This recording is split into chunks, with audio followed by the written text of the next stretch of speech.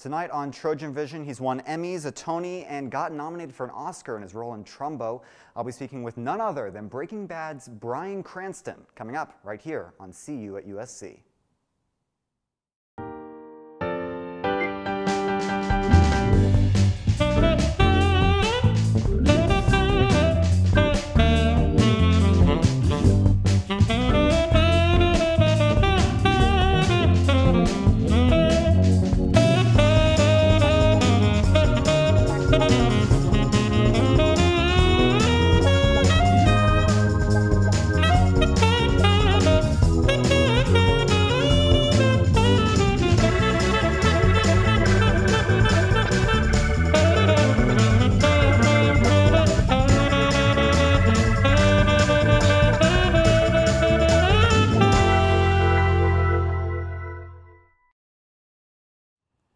Good evening, everyone. Welcome to this very special edition of See You at USC. I'm Cole Sullivan, and we're very lucky and very honored to have Bryan Cranston with us here tonight. Thank you so much for being here. Nice to be here. Really appreciate it, and congratulations on the Oscar nomination. I know, isn't that crazy? You've got an Emmy, Tony, and now maybe an Oscar. You going for the Grammy? You're going to drop an album, get the EGOT?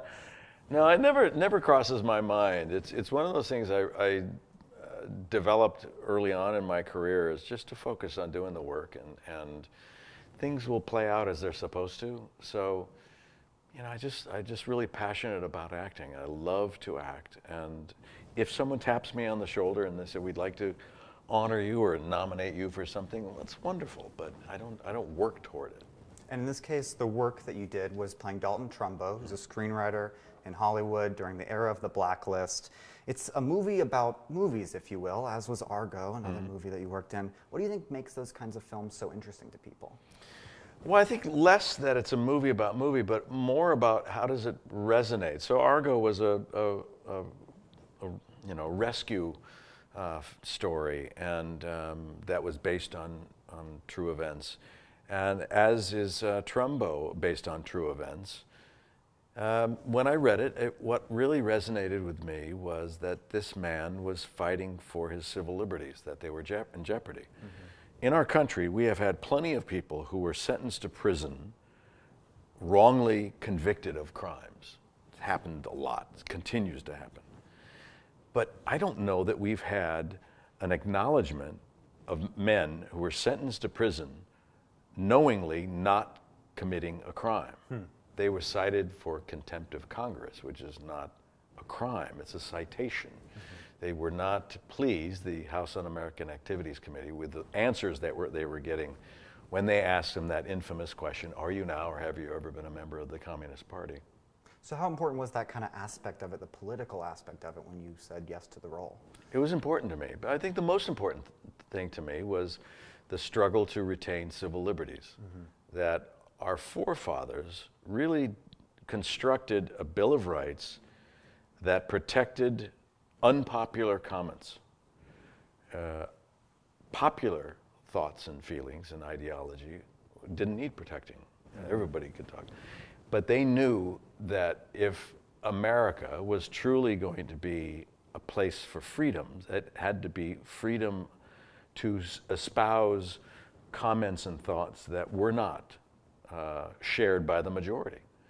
That you need to be able to allow everybody to speak their mind, to join any political party they wish, any religion they wish, without persecution. So does the movie kind of get that message across, do you think, to a broader audience? That's the goal behind it? I think so, yeah. But it's not a history lesson, it's not a documentary, so we had to do it in a way that was entertaining still. So that's our number one responsibility, is to create an entertaining hour and a half, 2 hours. But hopefully people come away and go, I learned something. I didn't know that that was going on in our country, that those ideas scared so many people. And it's not even important if you agree or disagree with Dalton Trumbo's communist platform. At the time, he felt it was a political arm of labor unions, that they would have more clout. They had no intention or idea or desire to overthrow the government. That came out of communist Russia after the war. So guilt by association, guilt by connecting with a name, it was a bad time, and thousands upon thousands of people were hurt, badly hurt by this, and not just in our industry, but in the teaching community and military and the government. It was brutal. So it sounds like you think movies like this have a real place to kind of show Americans and the world, this is what's happened, let's learn from this, move forward? I think so. I mean, it is a cautionary tale, and not every movie needs to be that. There's value in films that are just pure entertainment, and go have a good time and laugh and enjoy yourself. And then there are the ones that you want to learn something. You want to know a little something about another culture or another era, and what was going on with those people in another country or even your own. Good stories translate, and they can last the test of time. In Trumbo, it took 8 years to mount this movie, and it's a difficult thing to do because it's not a real commercial film. Right. So it was tough to get it made, but I'm glad we did. And so when you're looking at scripts that you're trying to decide, how do you balance between films like this that are so important you feel to get made and other ones that maybe are more fun, Godzilla, stuff like that that you've done that doesn't really fulfill the same message? I think a lot of it, I mean, in my position now is I read scripts and I go through offers, and I just have to figure out what is it I really want to do. I love to act. It's really a passion. So it's not an arduous thing for me. I love to dig into character. I love rehearsal. I love going to work.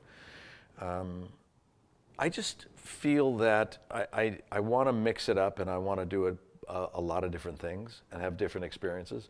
So if, for instance, I finish Breaking Bad and I get a lot of interest in doing perhaps a somewhat similar character in another series, it's an easy no for me because I just did that. So I want to kind of veer away and do something that I didn't just do. So it's stuff for you, what you're interested in, the kind of roles that really appeal to you. Yeah. And Trumbo was one that stood out for these reasons that you said. Yeah, I mean, it extremely well written. It supported the story, the script. The character is so juicy, a lovely character to play. In what way? What ways stood out to you that he was juicy? Well, you have a character who you cannot describe him in just one or two adjectives. He was irascible. He was prolific. He was ambitious. He was talented. He was funny. He was a raconteur. He was aggressive. He was vindictive. He was short with people. He was generous with people. He was, oh my God, he's larger than life. So how do you play that when you have all these different elements? You can't just focus on a certain set of criteria that you're acting. It's kind of like, it's a poor example, but something just came to me. It's kind of like having a big pot of stew or a soup where, the carrots and thinking, that's going to work. Oh, that's good too. I'm going to use that. Oh, I might use that. I might use this. Let's put the chicken in. Let's put, you keep putting it in, and then you kind of stir it and let it, get used to each other and simmer and soften and figure each other out. And in any ladleful, you don't know exactly what you're going to have, how much of one thing, right? And it's kind of like that. You just have to trust that a character, a cohesive character, can come out of that soup pot. Do you know what I mean? That you put it all in, you do the homework, you do the research, you listen and talk to people who knew the man when he was alive, use your imagination, you're pulling from all different kind of sources. You're listening to source material, you're reading biographies, all those things go in. And then your own script and your work on it and what it means to you and what your relationship is. And then you present it, and hopefully it's a nice blend of all those flavors. So what happens when, using the soup example, you take a ladle and it's just not what you wanted? As an actor, it's not what you wanted to kind of have come out. How do you go about fixing it? Go back and dip in some more, go internal on it. Talk to the director, talk to the writer if you have that opportunity. You will often have times when you think something's going to play a certain way and you hit a roadblock, you hit something that prevents you, a hurdle that prevents you from smoothly taking this scene to the next level. That's when frustration comes in. That's when time, pressure, stress can be added to that. Yeah, Certainly, all those are fair. You just have to have faith that you can work it out. And if you've developed a good relationship with your director, with your producers, the creative producers, then you can appeal to them and say, guys, this is not working. This is just not working. Can we give the crew a break and let's just sit down and break it back down and build it back up so that we make some semblance of order here that we can all agree is moving us forward with the story. And what's the moment like when you realize you got it right? That it's the moment that clicks? Yeah, it's euphoric. And you know it immediately. You know, tell. you can just feel it. You feel when something's clicking with another actor or actors. And when you're telling that story, when it's resonating, when it's moving forward and you hear cut, you know, or if you're on stage and the scene ends and and you've affected people and the audience goes, you know, or laughs or applauds or whatever, and you've connected, and it's just it's a very empowering feeling, and that's why we do this. What are some of the times you've had that feeling that have stood out for you? Moments that you remember as, this is the moment that I really nailed it? Well, it's very subjective, first of all. And sometimes it's, you know, hopefully what you do is you work so hard that you get to a point, and acting is like a muscle that you do it often enough and it gets comfortable being in the unknown. Because when you first start on a movie or a television show or a play, it's totally outside of you. And you don't know how you're going to do that because it's out there somewhere. But the more you trust and the more work you do, the more rehearsal, the more it just starts to come toward you. And you have to welcome it and bring it in. So hopefully you'll have numerous experiences when it really worked. And I've been fortunate to feel that, those things. And I've been with others who have felt it. And, you know, when you really want to, and it's like, oh, God, it feels like we just came close and we just didn't pop through. And others will say, no, it worked perfectly. But we're out of time and we got to move on. And you learn by those things and maybe figure out the pathway that you took, and maybe there's a better one to take that gets you, the odds are better that you'll hit that mark. In the future. Yeah. Well, it's coming up on our first commercial break. When we come back, I want to ask you about some other roles that you're playing in a new HBO film and also in Kung Fu Panda 3. Oh, yes. And also talk a little bit more about how you approach acting. We'll be right back with Bryan Cranston after this.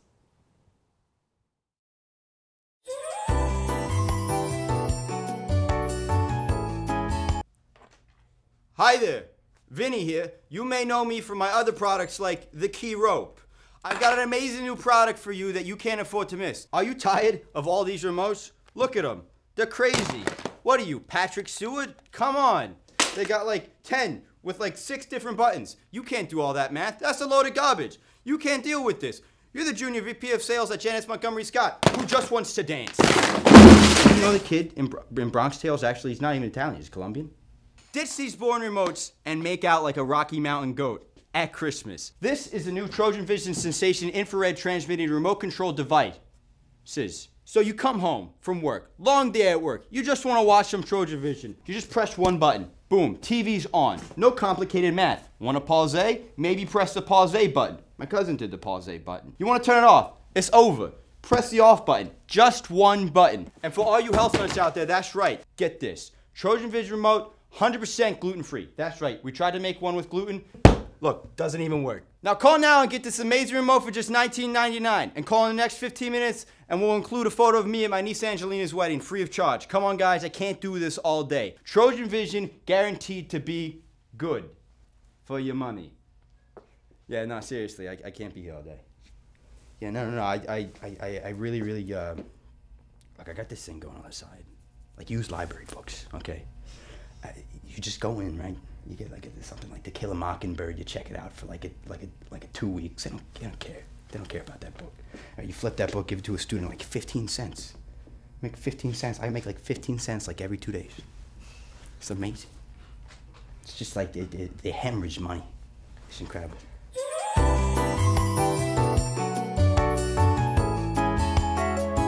On a new project for HBO based on a play that you've actually acted in about Lyndon B. Johnson. What's it like transitioning the same role you played on stage to the screen? Do you think about it differently? You do. On stage, on Broadway, our stage was raked. Our audience was also raked, and so the dimension, the angle of the audience required the actors to not talk in this manner, but put your shoulders back and lift your heads. Otherwise, in the upper balcony, they're just seeing the tops of your heads. So there's technical differences. So you do that, you raise the level of your voice, and you bring it up from your diaphragm so you don't have it just caught in your throat. So there are those things. The difference in the benefit is that you get a first-hand experience of if you're communicating. That audience is there. There were 1,450 people filling that audience. And it's very empowering to be able to say something and you hear a giggle or you hear, shock, or movement from their bodies when they hear something. It's fantastic. And they'll let you know right away if you conveyed the right feeling to them. And sometimes you play with it and see, because theater is a very live experience, and it's meant to be that way. It's not meant to absolutely lock in your performance so that you are specific on every single thing, every move, every syllable you utter. It shouldn't be so controlled that you're not alive and you're not fresh and you're not listening, because if an audience applauds or laughs at a certain point and you didn't expect that and you just kept talking, well, they're not going to hear what you had to say. So you have to be aware of that and adjust. In film and television, it's different because you can be more intimate. The camera can come in this close, right? Whereas when you're in the theater, you're basically looking at a wide angle, through a wide angle lens. You see the whole stage and its entirety, and it depends on where you choose to look and focus your attention. Do you, continue to learn about the story? In film and television, the director tells you where they want you to look by showing you a shot or a vista. They want you just to take in the beauty of this land right now, or where we are, take in the place. And now I want you to catch just a look. He heard that comment, and so you can manipulate that. For an actor, I like both very much, and for different reasons. The intimacy of film, you can be a lot more subtle and nuanced, usually. And then yet you'd surprise yourself. Sometimes, the movement of a finger on stage can affect people. And you wouldn't think that out of a big house like that, a movement would have any effect on them, but it does. So you play these nuanced characters, both in film and on stage, and complex characters that you really get into in a really, really impressive way. Does that stick with you even after the director yells cut? When you're so into the character, does it stay with you even off set while you're playing a role so much? Yes, it does. When I was doing LBJ, I stayed in character a lot, and he was a rascal, and he had his Texas drawl, and he talked like this, and he had a silver ass, and he would talk, and I had makeup on. It gave me a cleft chin, cheeks, a longer nose, longer ears. I shaved my hair. I put a bald spot in. I just shaved it back. I didn't shave it. The hairdresser did. And you look at yourself in the mirror and you go, well, there he is, and you start taking it on and put the glasses. And so I would just stay in character, and I see Melissa Leo as Lady Bird, and I'd say, come here, darling, give me a kiss. Come on, sit on my lap. And you just play, and actually you're helping yourself by doing that. You're helping because you're staying in that character. You're saying what you believe that character would say, but more importantly, you're interacting with other actors, and she would say, "Well, darling, I'd sit in your lap. It's just like when we were dating, you know." And she would play along with it, and you start to develop a trust and an interaction with another actor that you need when you are doing actually your work on camera. It's really very helpful to have that kind of chemistry and that same attitude even off screen. What about when you're playing other roles, like in Breaking Bad, where it's maybe a more devious character that has more of an impact on long term? Is it the same kind of good for the character, even when you're on screen? No, I found that like playing Walter White, I had to break in between. There were so many intense moments that if I tried to stay in that intensity in between moving cameras and setups and things like that, I'd completely break. I'd lose my energy. So one of the things you learn as an actor, if you've been doing it as long as I have, is you learn when you're needed and you know what you need. So if you talk with your AD department and they say, "Oh, she's gonna be like 20 or 30, okay." And I shut down. I'll turn off the power. I'll close my eyes, or I'll listen to some music, or I'll answer some emails. I'll check out of that character. And in 20 minutes, it's going to be about that time. They're going to come knocking any moment now. And you look at your material again, and then I start getting into the character again, and sure enough, we're ready. And it's like, okay. And then you gear up for it. You give that intensity that's needed. Cut, we're going to move to the next scene. Great. So Let that go. Managing it. It's about managing it, because we don't have infinite energy. Yeah. And as you get older, you don't know this yet, but you have to be very careful with how you manage your energy, because your metabolism just changes on you without you looking. All of a sudden, in my mind, I'm still in my 20s, but I'm going to be 60 in another month. Well, you don't look it. Well, flatterer. So how do you go, when you're thinking about, does the way you act change too then as you get older? Have you noticed that? Sure. You mature and you need to change. And it's funny how, remember the comment that you used to get in your yearbook whenever you graduate when someone graduates from high school? Don't ever change. Right. Don't ever change. It's like, that's like a curse to me. Don't ever change. You're locked in your maturity level at high school.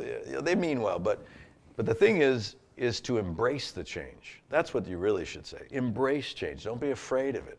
Welcome it. Bring it in like a challenge. What's next? Oh my God, it's great. It's like a great roller coaster.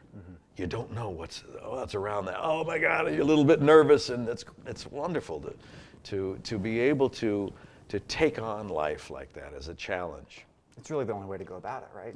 Otherwise, it's going to happen anyway. You're right. It's going to happen. You can either resist and have change happen anyway, or open up to it and say, "Okay, bring it on. Let's see how we manage this." So, looking back over all the different roles you've played, which one kind of stuck with you the most? Do you think? Which stands out to you? Well, the zeitgeist of Breaking Bad is something that happened when we first started that 6 years before. There was nobody who was interested in us or what we were doing out there. We had signs that directed people, Breaking Bad, this way, Wow. Once those signs started to get stolen, we thought, they're stealing those signs. I wonder why. So we were starting to catch on. People started to watch. And it became this avalanche of attention and a cultural phenomenon, really. I was a participant, but you can't control if an audience is going to resonate with it. It's like someone making the mistake of saying, I'm going to make a classic film. It's like, let's say this, you're going to make a film. In 10 years from now, the fans will decide if it's classic or not. The filmmaker can't say if something's classic. Fans will. Does it hold up? Does that storytelling still resonate with people? Would I love it? Yes. In 10 years from now, if people are still talking about Breaking Bad, I'd be very proud. I'm still very proud of it. But I hope that it holds up. It'd be fun to do it. But that's probably going to be the first line of my obituary. But you're still doing new projects. You got a new one coming out. It premiered the other day, Kung Fu Panda 3. Yes. Which is a very different theme from Breaking Bad. Oh, how so? It's a very good question. How do you go about preparing for something that's so different? That's what I love.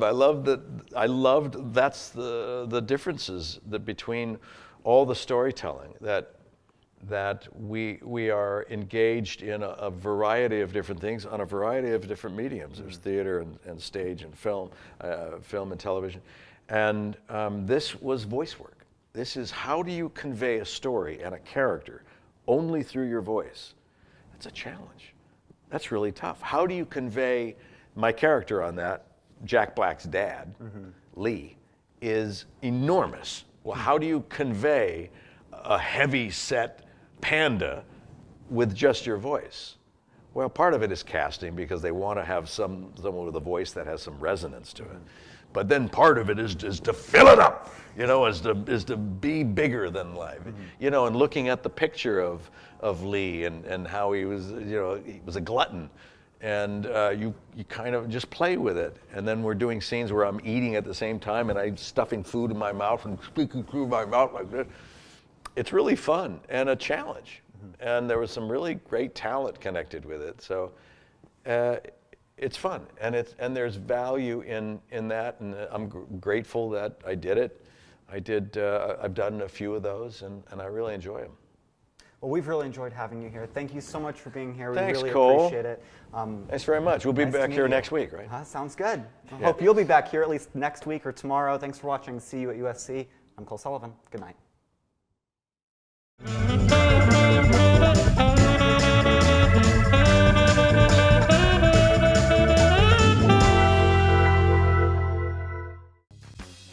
You're watching Trojan Vision. For more of your favorite shows, check us out at trojanvision.com and like us on Facebook.